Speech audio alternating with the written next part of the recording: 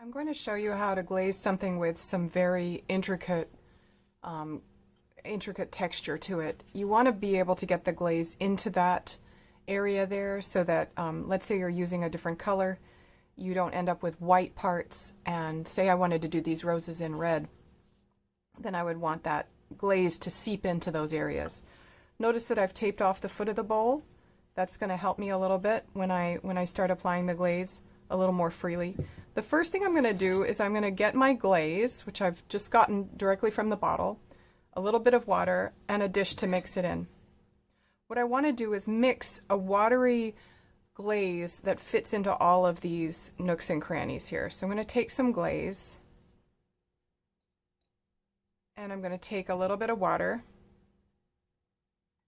and I'm going to mix that up. And I'm going to apply it so that it just goes into every little part of the rose.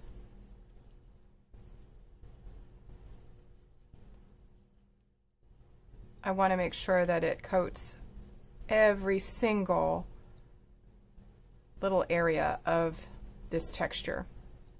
I'm moving on to the next one now, and again, painting in between. It's okay if you see how it's running and dripping, that's fine.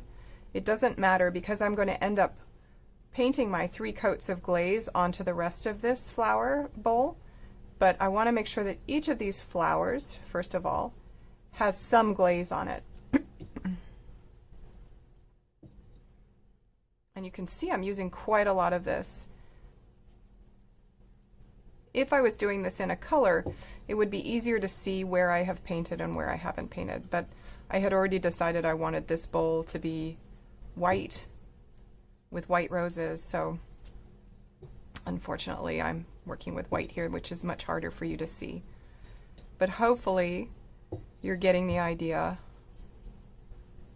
for how to do this. You want to make sure you get it in all of those little areas in between the roses as well. Then you can move to just painting on glaze, and the glaze application is much thicker, and I can go back over the roses as well, so I can go back to this first rose that's probably dried by now.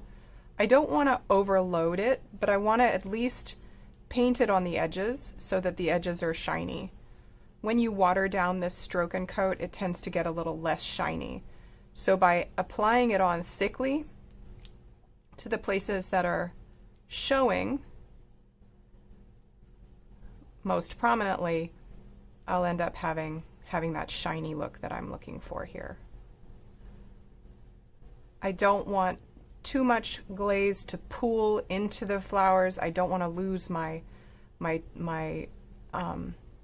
definition and texture here. Just want to make it a little bit shiny. Okay, so I would call that my first coat on the roses, and I can now continue to paint the bowl with glaze, nice thick layers of glaze. I'm going first of all in this vertical direction.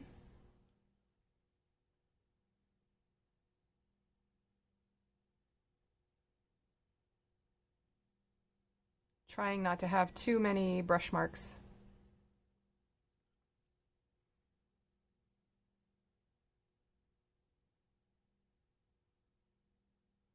But when I come around again the next time, I'm going to go in the other direction, so that should help those brush marks even out.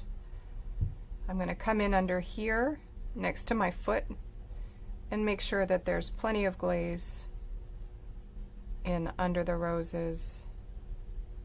And again, just checking those cracks. I would call that 1 coat of glaze on the outside. Now I can do the inside glazing. I'm going to load my brush up and start to coat the inside.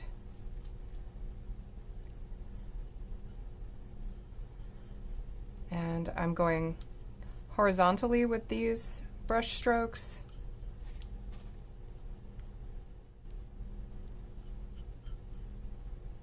Make sure you get the rim. It's, again, hard to see because it's the same color as the bowl pretty much. And then don't forget to write down how many coats of glaze you've got. So outside 1, inside 1. This is for my bowl. So I'm going to keep track of that. As soon as it's dry, and it's already drying quite quickly, it's getting kind of, as opposed to shiny, it's turning powdery. I'm almost ready to apply my second coat, but I'll take a break before I do that. With the bowl with the snake on the side, I'm going to use a little bit of masking tape to protect the surface while I paint the snake green. So I'm going to get my tape in as close underneath as I can.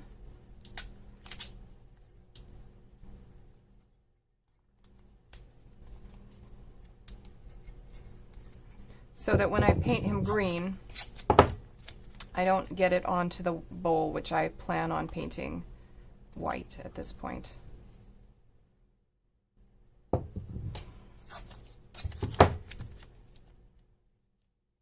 In this case, I'm going to overlap the tape a little bit, getting it in as tightly under the snake form as I can.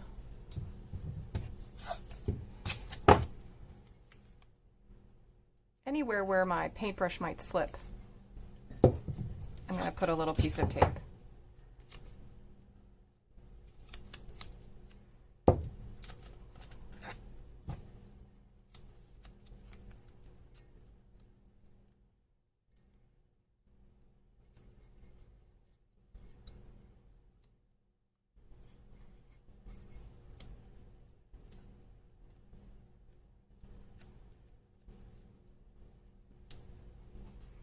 Once the snake is painted, I'll go back in with the lighter color around it and just do my best to be very careful not to get any glaze onto the snake.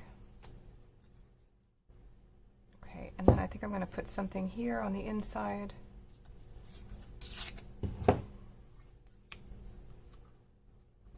Just to keep that rim as neat as possible.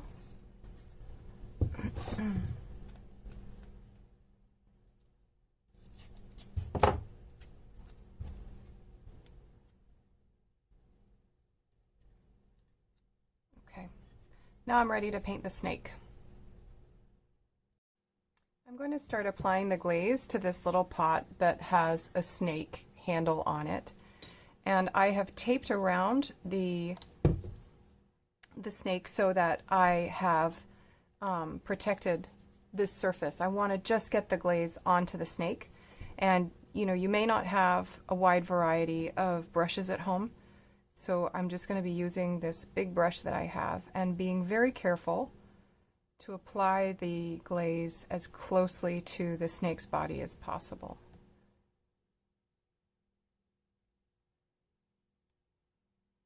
I'm also applying it quite thickly. I want to apply 3 coats of this. And if I apply it nice and thick, then I'll be in good shape.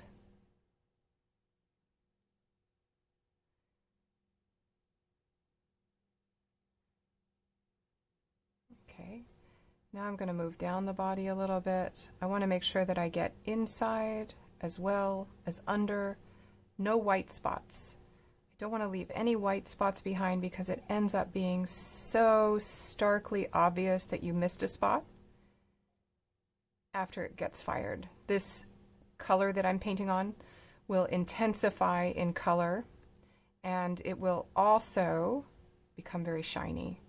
So the stroke and coats end up being really obvious when you miss a spot. So how do you get into these nooks and crannies? Just very carefully. And hopefully your taping off, if you use masking tape, will protect your piece enough that you don't have a bunch of cleaning up to do. Because this does wash off with water. You don't need any soap or anything. You should just be able to wash it off if you make a mess up.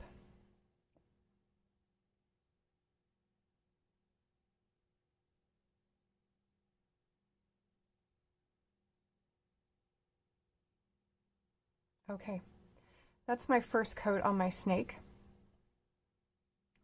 And I'm going to wait for him to dry completely. You can see that the head has dried already because it's chalky looking, but the body still is darker and shinier. So I'm going to wait for the snake's body to catch up with his head. 3 coats.